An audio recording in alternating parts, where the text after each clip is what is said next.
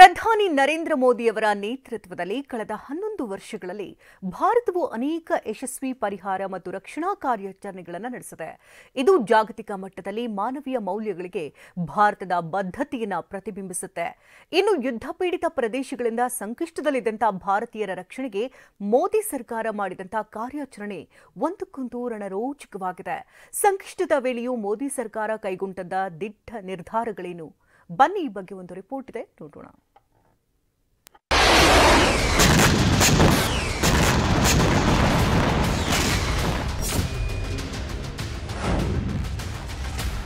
ಕಳೆದ ಒಂದು ದಶಕದಲ್ಲಿ ಕೇಂದ್ರ ಸರ್ಕಾರಕ್ಕೆ ಸಾಲು ಸಾಲು ಸವಾಲುಗಳು ಎದುರಾಗಿವೆ. ಆದರೆ ಅವೆಲ್ಲವನ್ನು ಮೋದಿ ಸರ್ಕಾರ ಮೆಟ್ಟಿ ನಿಂತಿದೆ.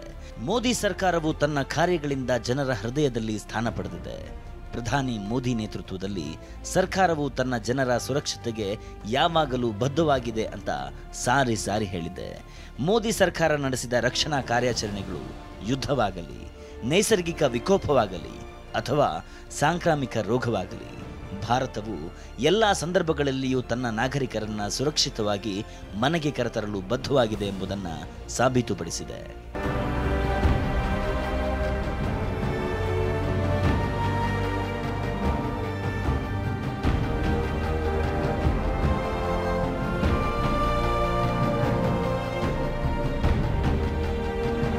इस चुनौती भरे कालखंड में भारत ने हमेशा अपने एक एक नागरिक के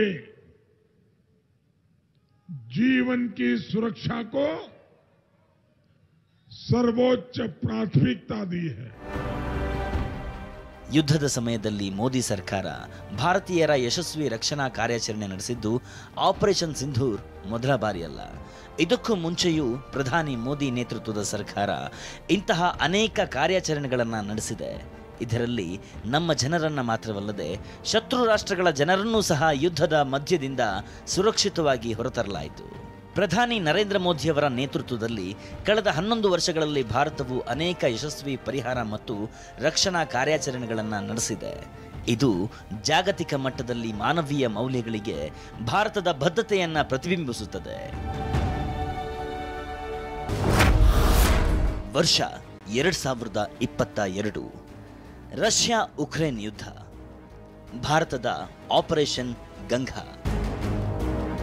ರಷ್ಯಾ ಉಕ್ರೇನ್ ಯುದ್ಧದ ಸಮಯದಲ್ಲಿ ಸಾವಿರಾರು ಭಾರತೀಯ ನಾಗರಿಕರು, ವಿಶೇಷವಾಗಿ ವಿದ್ಯಾರ್ಥಿಗಳು ಉಕ್ರೇನ್ನಲ್ಲಿ ಸಿಲುಕಿಕೊಂಡಿದ್ದರು.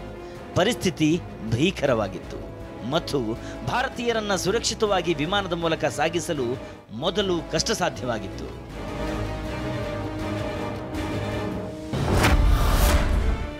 ಅಂತಹ ಪರಿಸ್ಥಿತಿಯಲ್ಲಿ ಭಾರತ ಸರ್ಕಾರ ಆಪರೇಷನ್ ಗಂಗಾ ಕಾರ್ಯಾಚರಣೆ ನಡೆಸಿ 18,000ಕ್ಕೂ ಹೆಚ್ಚು ಭಾರತೀಯರನ್ನ ರಕ್ಷಿಸಿತು.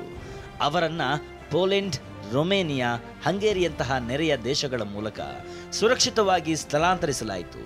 ಭಾರತವು ತನ್ನದೇ ಆದ ಜನರನ್ನ ಮಾತ್ರವಲ್ಲದೆ ಪಾಕಿಸ್ತಾನ ಸೇರಿದಂತೆ 18 ಬೇರೆ ಬೇರೆ ದೇಶಗಳ ಜನರನ್ನೂ ಸಹ ಸ್ಥಳಾಂತರಿಸಿತು. ಭಾರತವು ವಿಶೇಷ ವಿಮಾನಗಳನ್ನು ಕಳುಹಿಸಿತ್ತು ಮತ್ತು ಭಾರತೀಯ ರಾಯಭಾರ ಕಚೇರಿಗಳು ದಿನದ 24 ಗಂಟೆಯೂ ಕೆಲಸ ಮಾಡಿದ್ದವು. ಇದನ್ನ ಇಡೀ ಪ್ರಪಂಚವೇ ಪ್ರಶಂಸಿಸಿತು.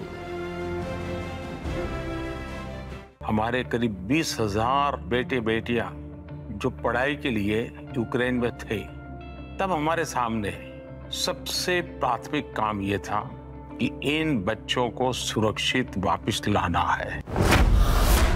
ವರ್ಷ 2020, ವಂದೇ ಭಾರತ್ ಮಿಷನ್, ಕೊರೋನಾ ಸಮಯದಲ್ಲಿ ರಕ್ಷಣಾ ಕಾರ್ಯಾಚರಣೆ. ಕೊರೋನಾ ಸಾಂಕ್ರಾಮಿಕ ರೋಗದ ಸಮಯದಲ್ಲಿ ಅಂತಾರಾಷ್ಟ್ರೀಯ ವಿಮಾನಯಾನಗಳು ಸ್ಥಗಿತಗೊಂಡಾಗ ಲಕ್ಷಾಂತರ ಭಾರತೀಯ ನಾಗರಿಕರು ವಿದೇಶಗಳಲ್ಲಿ ಸಿಲುಕಿಕೊಂಡರು. ಅಂತಹ ಪರಿಸ್ಥಿತಿಯಲ್ಲಿ ಭಾರತ ಸರ್ಕಾರವು ವಂದೇ ಭಾರತ್ ಮಿಷನ್ ಅನ್ನು ಪ್ರಾರಂಭಿಸಿತು. ಇದು ಇಲ್ಲಿಯವರೆಗಿನ ಅತಿದೊಡ್ಡ ರಕ್ಷಣಾ ಕಾರ್ಯಾಚರಣೆಯಾಗಿದೆ.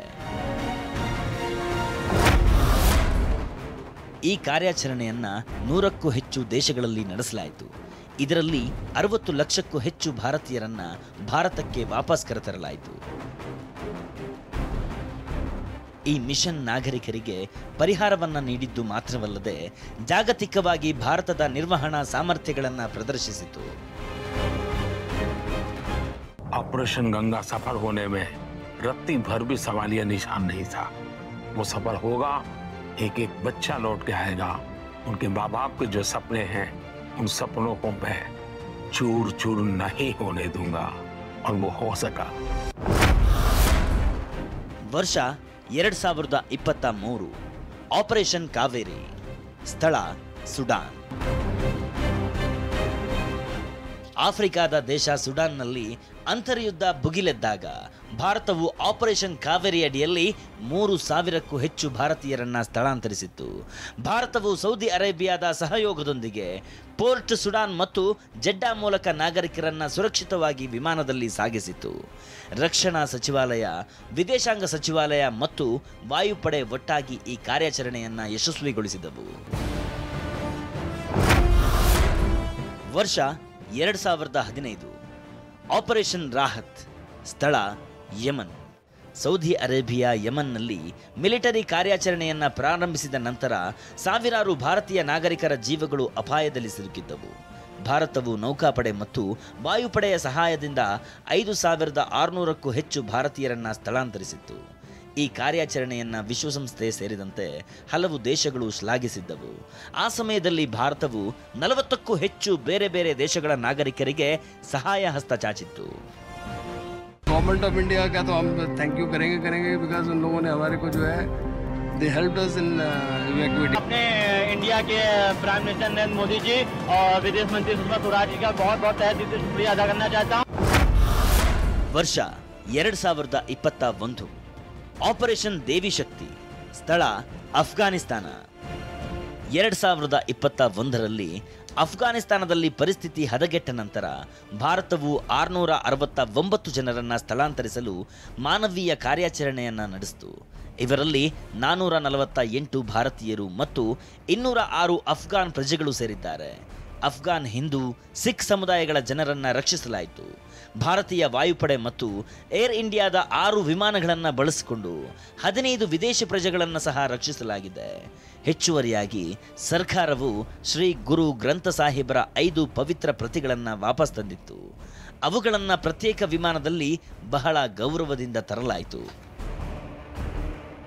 ऑपरेशन देवी शक्ति के तहत अफगानिस्तान से सैकड़ों साथियों को भारत लाया जा रहा है.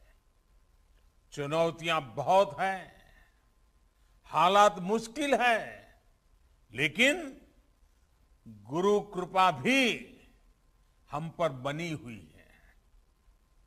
हम लोगों के साथ पवित्र गुरु ग्रंथ साहब के स्वरूप को भी शीश पर रखकर भारत लाए हैं.